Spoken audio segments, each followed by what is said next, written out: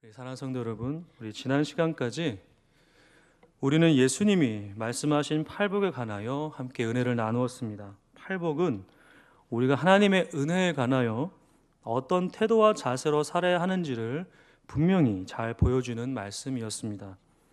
심령이 가난한 자로 시작하여서 의로 인해 핍박을 받는 삶으로 나아가는 마치 작은 철로 역정과 같은 우리 모습을 통해 우리는 구원받은 자로서의 삶이 단순히 구원받음으로만 끝나는 것이 아니라 더욱 깊고 넓은 신앙의 단계로 성장하게 됨을 볼 수 있었습니다. 그렇습니다. 우리 신앙은 성장하고 성숙되어져야 합니다. 그저 처음 그 자리에 머물러 있을 수는 없는 것입니다.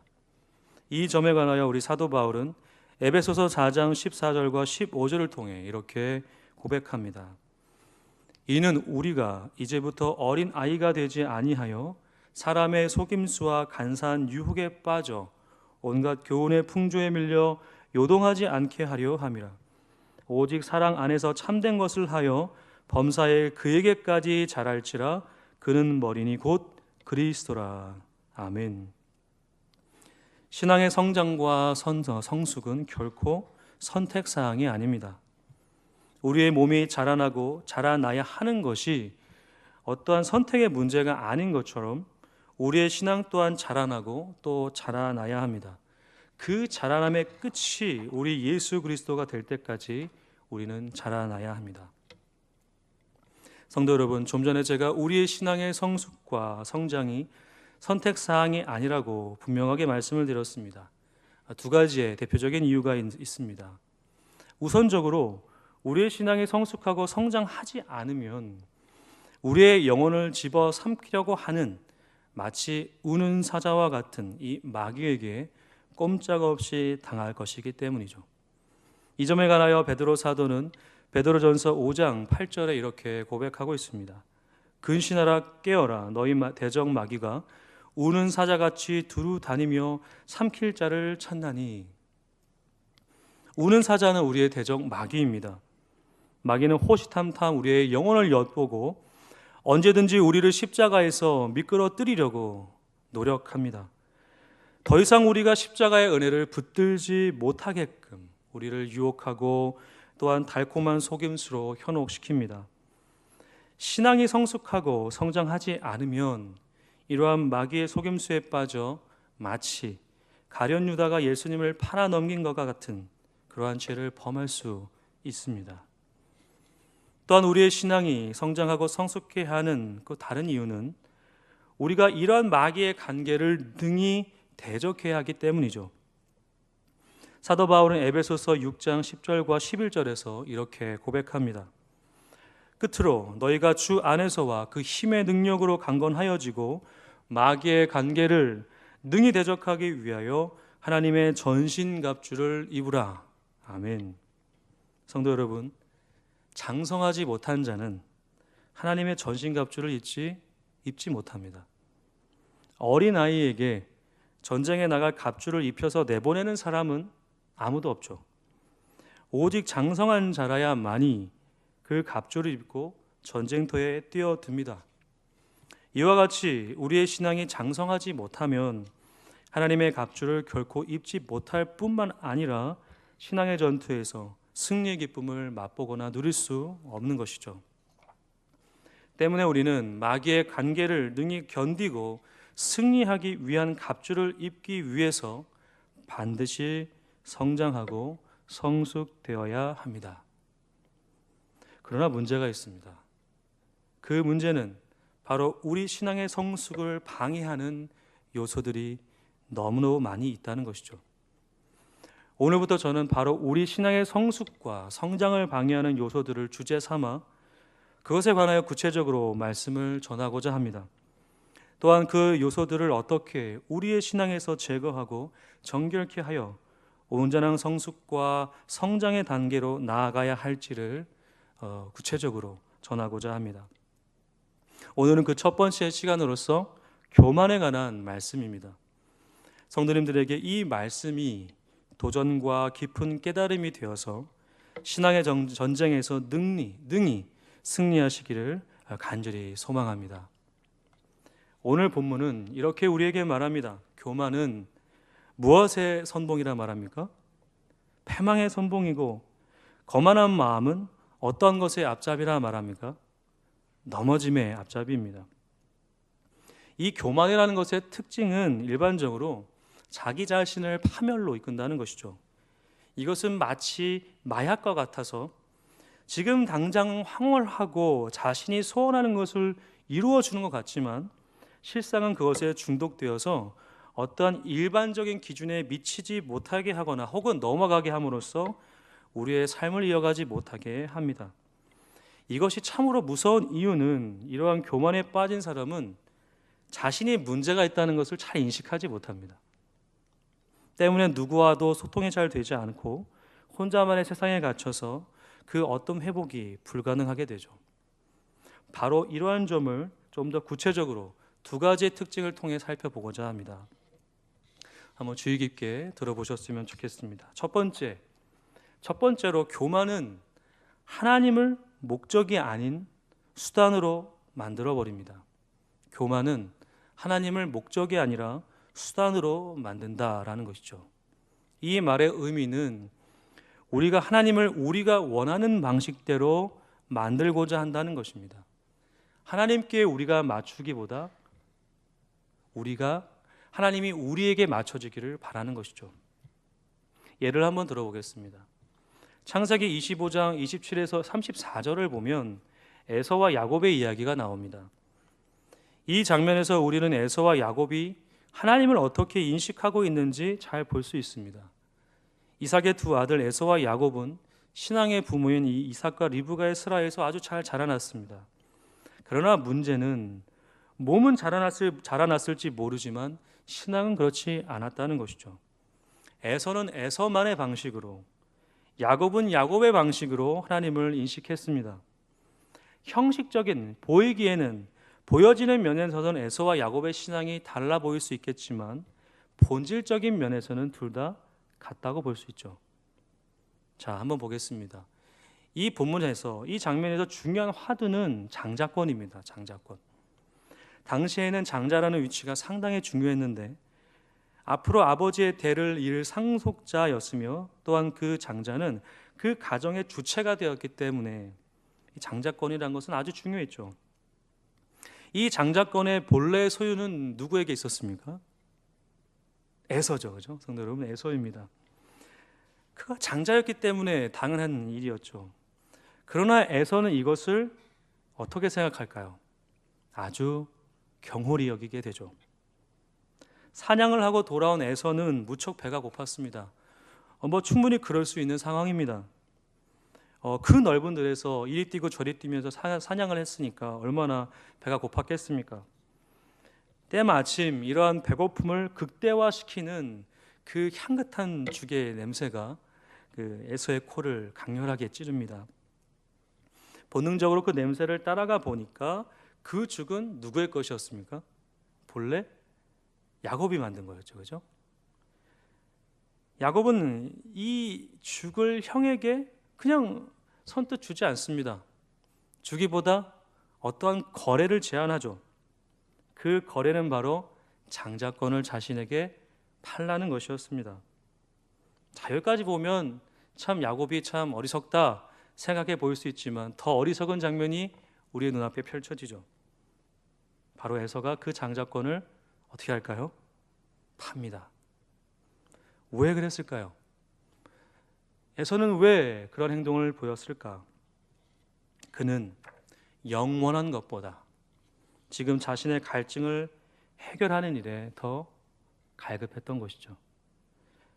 사랑하는 성도 여러분, 아무리 지금 자신에게 있어서 급한 일이 있다고 해서 더 중요한 것을 잊어버리는 잘못을 저질러서는 안 됩니다. 지금 당장의 문제를 해결하기 위해서 더욱 중요한 것을 팔아 넘기는 일을 해서는 안 되는 것이죠. 에서에게 있어서 하나님은 어떤 분이었을까요? 지금 죽보다 못한 분이죠. 만약 그가 하나님을 사랑했다면, 만약 그가 하나님이 주신 이 장자권을 소중히 여겼다면 그 죽 한 그릇에 자신이 가지고 있었던 그 은혜를 팔 생각은 전혀 하지 않았을 것입니다. 에서의 인식 속에는 하나님이라는 분은 그저 지금의 자신의 삶을 영위해 주는 하나의 수단에 불과했던 것이죠. 그렇기 때문에 지금 자신의 필요가 하나님의 주시는 은혜보다 더 중요했던 것입니다. 자, 그렇다고 해서 야곱이 잘했다고 보시면 안 됩니다, 성도 여러분. 야곱이 이후에 하나님의 축복을 받는 인생이 되기는 하지만 이 순간만큼 야곱의 행동은 철저하게 하나님을 자신의 인생에 이용하고 있다는 것이죠. 야곱은 이 장자권이 분명하게 어떤 의미가 있는지 무척이나 잘 알고 있었습니다. 이것은 형제와의 관계보다 더 중요했던 것이죠. 이 일로 인해서 형과의 관계가 틀어지고 좋지 않게 되는 상황이 온다 해도 야곱은 그것을 상관하지 않았습니다. 그렇지 않았습니까? 결국 그래서 어떻게 행동을 하게 되죠? 형이 어떻게 생각하든지 상관없이 아버지를 속이고 아버지에게 그 장자의 축복을 받게 됩니다. 정당한 방법이 아닙니다. 그렇지 않습니까? 그의 속임수와 계략으로 강탈한 것이죠. 정말 야곱이 하나님을 사랑했다면 야곱은 자기가 그것을 강탈하려고 하기보다 애초에 하나님이 약속하신 그 은혜를 붙들어야 마땅했습니다. 무슨 말입니까? 하나님이 세우실 때까지 기다리는 것이죠. 하나님이 그의 고개를, 그의 인생을 높이실 때까지 그는 기다려야만 했습니다. 그러나 야곱은 그렇게 하지 않죠. 교만은 바로 이렇게 우리가 하나님을 대하게 만듭니다. 하나님을 우리의 필요의 도구나 가치로 생각하게끔 말이죠. 이러한 교만은 결국 우리가 하나님을 섬기게 하는 것이 아니라 우리 자신을 섬기게 만듭니다. 신앙생활을 하지만 결코 교회와는 거리를 좁히지 않아요. 다른 이웃을 판단하고 정죄하며 더 나아가 자신만이 옳다고 여깁니다. 다른 누가 상처를 입고 아파하는 것은 아무런 문제가 되지 않습니다. 왜요? 왜 그럴까요? 왜 이런 행동을 서스럼 없이 할까요? 성도 여러분, 생각해 보십시오. 하나님을 목적이 아니라 수단으로 생각하는 사람이 어떻게 형제를 내 몸과 같이 사랑할 수 있겠습니까? 하나님을 하나님 되게 사랑하지 않는 자가 어찌 형제를 있는 그대로 사랑할 수 있겠습니까? 결코 있을 수 없는 일이죠. 두 번째로 교만은 약함보다 강함을 사랑하게 만듭니다. 이 말의 의미는 우리가 복음과 은혜 앞에서 우리 자신을 자랑하게 만든다는 것이죠. 나의 나됨을 자랑하고 절대로 우리의 자존심을 복음 앞에서 꺾지 않습니다. 요한복음 8장 1절에서 11절을 보면 현장에서 가늠하다 잡힌 여인의 이야기가 나오죠. 이 중에 서기관들과 바리새인들이 등장하는데 이들은 예수님을 시험하기 위해서 한 가지 계략을 꾸밉니다. 바로 현장에서 가늠하다 잡힌 여인을 통해서 자신들의 높음과 힘을 자랑하는 것이었죠. 이들은 이 여인을 잡아다가 많은 사람들 앞에 세워놓고 예수님을 힐난합니다. 율법에 이러한 여자를 돌로 치라 명하였거니와 선생은 어떻게 말하겠나이까? 라고 말이죠. 이들의 이러한 모습은 무척이나 의도적입니다. 계획적이죠. 그냥 우연히 이렇게 행동한 것이 아닙니다. 예수님을 아주 난감하게 하게 하는 것뿐만 아니라 많은 사람들 앞에서 그렇게 함으로써 자신들의 의로움을 나타내 보이고 싶었던 것이죠. 이들에게 있어서 율법은 하나님의 말씀 또는 하나님의 뜻이라기보다 자신들을 치장하고 또 자신들을 드러나게 하는 도구에 불과했으며 더 나아가서 약한 자들을 억압하고 멸시하는 일에 사용하였습니다. 이들은 결국 예수님의 대답으로 죄가 없는 자가 먼저 돌로 치라라고 하시는 그 말씀 앞에 양심의 가책을 느껴 뒤로 물러나기는 하지만 그 이상도 그 이하도 아니었습니다. 그들은 예수님 앞에서 그 복음과 은혜 앞에서 자신의 자존심과 자랑을 꺾지 않고 끝내 어떻게 합니까? 예수님을 십자가에 못 박아 죽입니다. 이들에게 있어서 예수님의 이 복음은 자신들의 자랑을 무력화하는 아주 강력한 무기였기 때문에 이 복음을 필사적으로 거부하고 막았던 것이죠. 사랑하는 성도 여러분, 복음은 죄인된 우리를 약한 자로 만들어 버립니다. 이것에 관하여 기분이 나쁘십니까, 성도 여러분? 이 말의 의미는 이렇습니다. 하나님의 은혜 없이는 살 수 없는 존재로 복음은 우리를 만들어 버립니다. 이것에 순복하는 것이 구원을 얻는 길임에도 불구하고 교만은 이것을 거부하게 합니다. 지금 내가 누리고 있는 것을 포기하지 못하게 하며 더욱 붙들고 의지하게 합니다. 그것이 돈이 될 수 있고 명예가 될 수 있고 지금 자신의 위치가 될 수 있고 지금 내 자신을 포장하고 누군가보다 더 낫다고 보이게 하는 것들이 될 수 있습니다. 중요한 것은 이것이 여전히 우리에게 있는 한, 여전히 우리의 삶에 영향을 끼치고 있는 한 복음의 그 풍성한 은혜와 사랑은 결코 맛볼 수 없습니다. 사역을 하면서 가장 많이 제 자신을 괴롭히는 것이 하나가 있습니다. 그것은 비교의식입니다. 비교의식. 누구보다 낫다, 누구보다 잘한다, 아니면 나는 이러한 교회에서 사역을 한다, 아니면 저런 환경에서 사역을 한다 라고 하는 이상한 비교의식입니다. 그래서 그런지 이 다음에 사역지를 구하거나 아니면 사역을 하는 현장 속에서 그런 과정 속에서 좀 더 낫고 괜찮은 환경과 상황에 더욱 집중하는 일들이 제게도 조금씩 일어나고 있었습니다. 저는 안 그러는 줄 알았어요. 나는 좀 괜찮을 것 같아 하고 생각했죠. 그러나 그러지 않았습니다. 그러던 중에 이런 저의 교만이 산산조각나는 일이 올 초에 있었습니다. 올 2019년이 시작되고 바로 그 다음 날 이전에 사역했던 제가 첫 사역지 사역했던 그 교회의 한 여집사님께 문자가 왔어요. 문자의 내용은 이러했습니다. 목사님이 사랑했던 제 딸이 하늘나라에 갔습니다. 갑작스러워서 연락을 드릴까 고민하다가 그래도 제 딸을 사랑해 주셨던 목사님께는 꼭 말씀을 드려야 할 것 같아서 연락을 드립니다. 부디 제 딸을 위해 기도해 주셨으면 좋겠습니다 라는 내용이었습니다. 장례식장에 와달라, 어떻게 해달라는 내용이 아니라 목사님의 사랑을 받았던 제 아이였기에 목사님의 기도가 있었으면 좋겠다라는 내용이었죠. 문자의 내용이 심상치 않아서 답장을 드렸더니 아이가 어제 죽은 거예요. 문자를 받은 전날에. 그래서 부랴부랴 그 장례식장에 갔습니다. 아이의 나이는 21살이었습니다. 여자아이였고요. 제 첫 사역지에서 만난 아이였습니다. 열정을 다해서 사랑했고 그 아이를 위하여 정말 애를 많이 썼습니다. 그러나 안타깝게도 그 아이는 신앙의 자리로 오지는 못했죠. 그 모습을 보지 못하고 만 3년의 사역을 마치고 다음 사역지로 옮겼습니다. 그렇게 하고 4년이라는 시간이 흐른 것이죠. 그랬던 그 아이가 세상을 떠났다는 소식에 저는 마음이 너무 아팠습니다. 그리고 장례식장에 갔더니 이상하리만큼 장례식장은 조촐했고 되게 썰렁했습니다. 손님들이 너무 없었던 것이죠. 교회 성도님들도 몇몇 분들을 제외하고는 거의 계시지 않았습니다.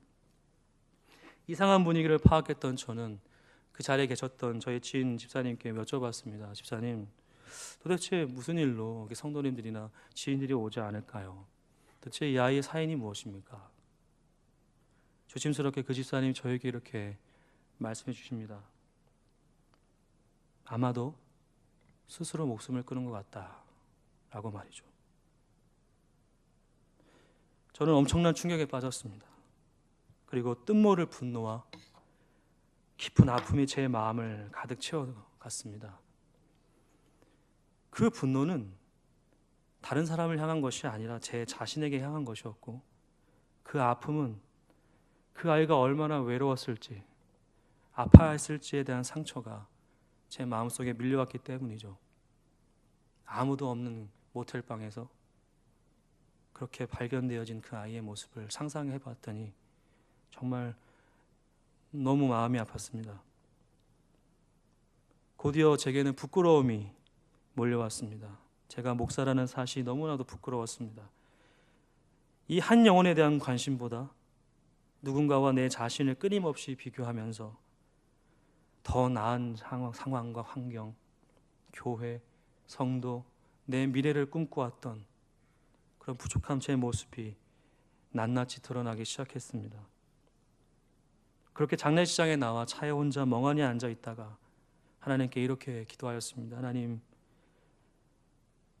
부디 제 마음이 초심을 잃지 않게 해주시옵소서. 한 영혼을 천하보다 사랑하는 그러한 목사가 될 수 있게 해주시옵소서라고 말이죠.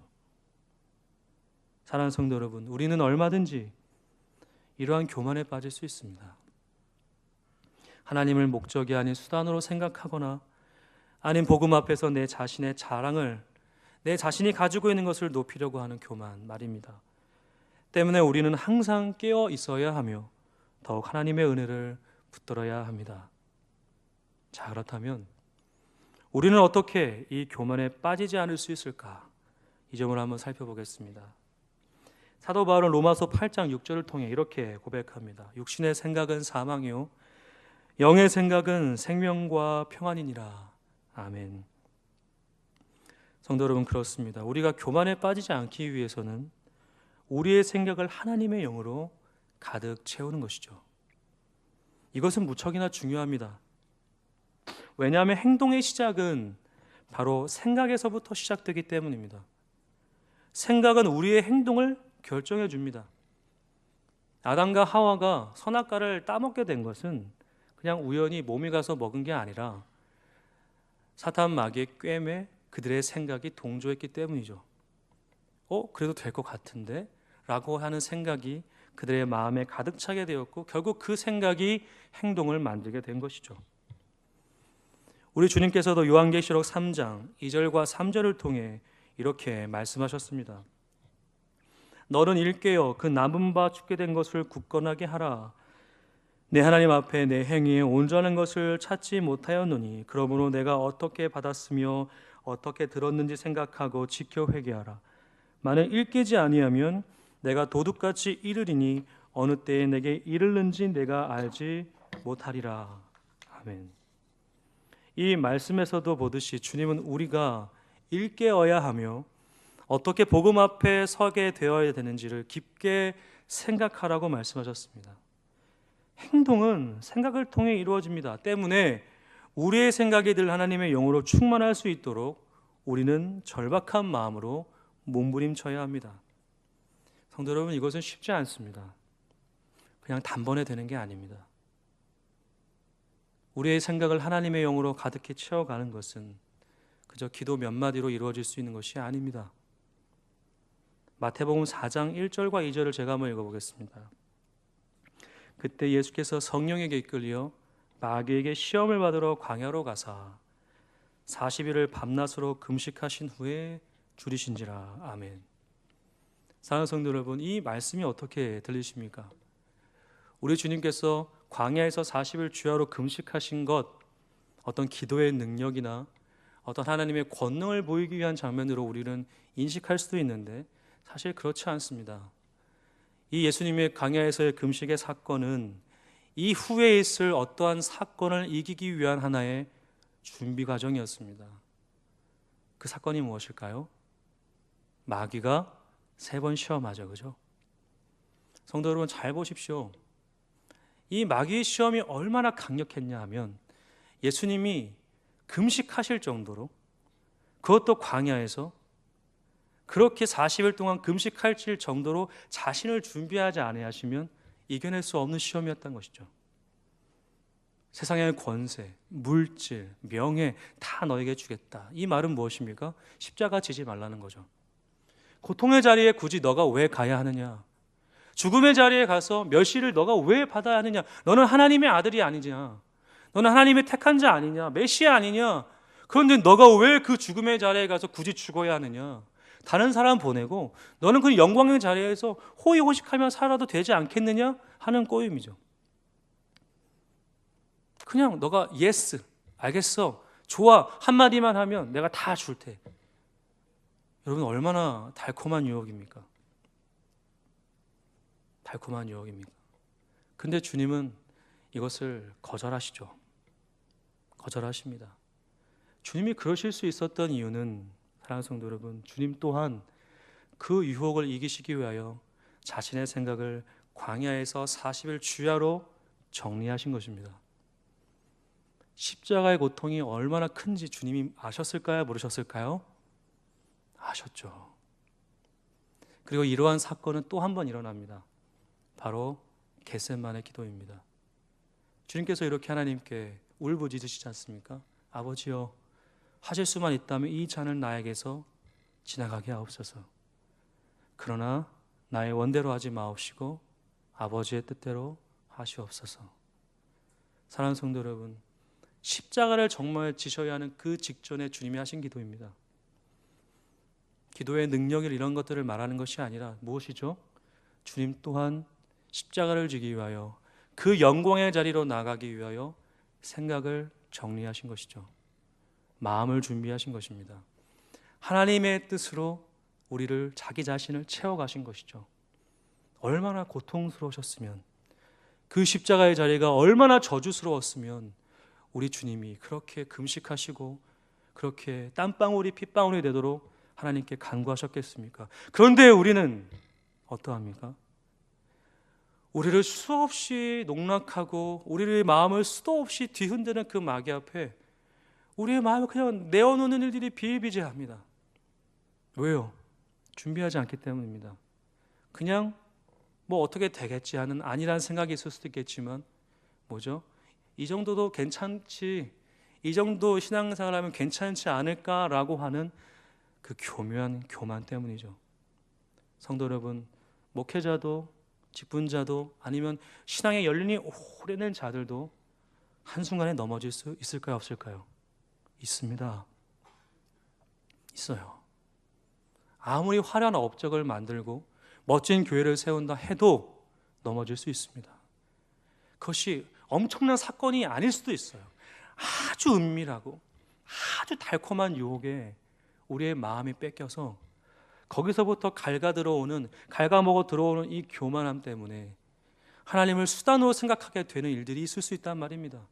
또한 하나님 앞에서 자존심을 꺾지 않고 회개하지 않고 돌아오지 않은 일들도 있을 수 있다 이 말이죠. 때문에 사랑하는 성도 여러분, 간절히 부탁드리건대 교만을 이기시고 이 교만과의 싸움에서 승리하길 원하신다면 간절히 부탁드리건대 광야로 가시기 바랍니다. 은밀한 장소로 가십시오. 사람들의 소리가 없는 곳, 오직 하나님과 1대1로 이야기할 수 있는 곳, 그 하나님과 대화할 수 있는 곳으로 가십시오. 성도 여러분, 기도라는 것은요, 어떤 내용을 내가 하나님께 말씀드려야 할지 고민할 필요가 없는 겁니다. 성도 여러분, 생각해 보십시오. 자녀가 집에 오는데요, 자녀가 집에 올 때 오늘 아빠랑 이런 얘기를 해야지 미리 생각하고 오는 아이가 얼마나 있을까요? 엄마랑 이런 얘기 해야지. 별로 없죠. 그죠? 와가지고 엄마 밥 줘. 엄마 나 짜증났어. 나 왜 이러지? 걔가 왜 나한테 이랬는데 저랬는데. 시덥지 않은 얘기 막 하죠. 근데 부모님들 입장에서는 그 말들이 되게 재밌잖아요. 그죠? 아빠 오늘 나 누구랑 친구랑 놀았는데 여기 피가 났어요. 그러면 아이고 아파 호호해주고 그냥 마음 아파하지 않습니까? 왜요? 그 아이의 내용 때문에, 그 말하는 내용 때문에 그렇습니까? 아니면 그 아이가 나에게 자신의 마음을 지금 표현하는 것 때문에 그렇습니까? 기도는 후자입니다. 후자. 기도라는 것은 관계죠. 기도를 한다는 것은 내가 하나님을 찾고 있다는 것이죠. 하나님은 그것이 기쁜 겁니다. 이 아이가, 내 사랑하는 자녀가 나를 지금 찾는구나. 하나님은 그것을 보시지 얘가 얼마큼 나에게 기도를 잘하느냐 못하느냐에 집중하시는 분이 결코 아니란 말입니다. 성도 여러분, 그렇기 때문에 그냥 있는 그대로 하나님께 나아가야 하는 것이죠. 때문에 제가 뭘 말씀드린 겁니까? 그렇기 때문에 그냥 마음껏 하나님께 말씀드릴 수 있는 그 누구에게도 방해받지 않는 장소나 시간을 정하셔서 하나님께 나아가셨으면 좋겠습니다.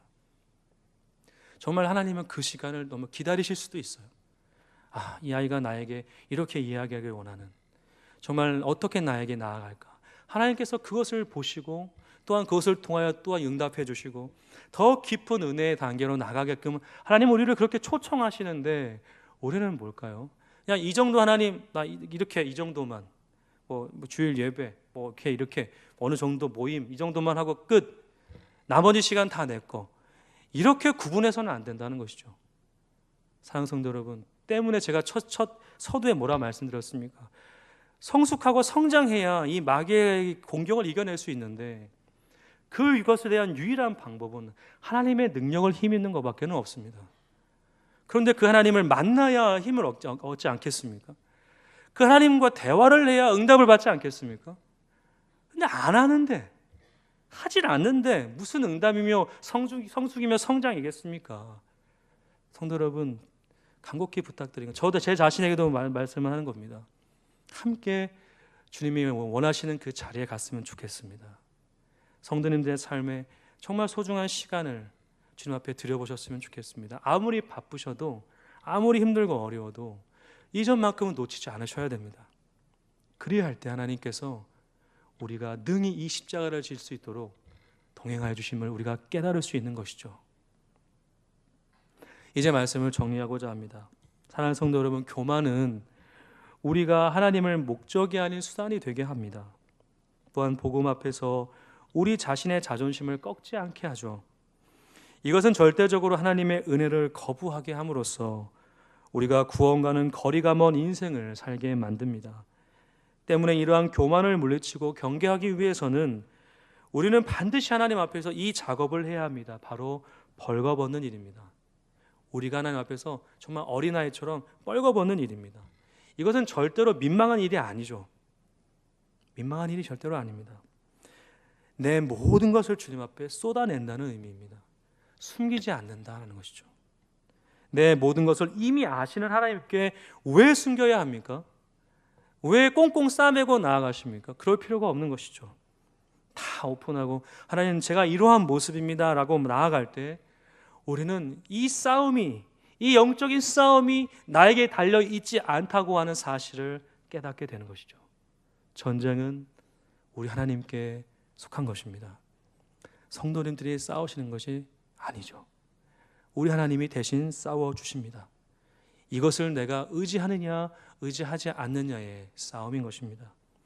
부디 이 사실을 우리 성도님들 모두가 인정하시고 언제 어디서나 우리 하나님을 향하여 몸부림치심으로써 이 교만의 유혹과 이 달콤한 속임수에 넘어가지 아니하심으로 하나님의 영광을 드러내는 자리에 나아가시기를 주님의 이름으로 간절히 소망합니다. 기도합니다.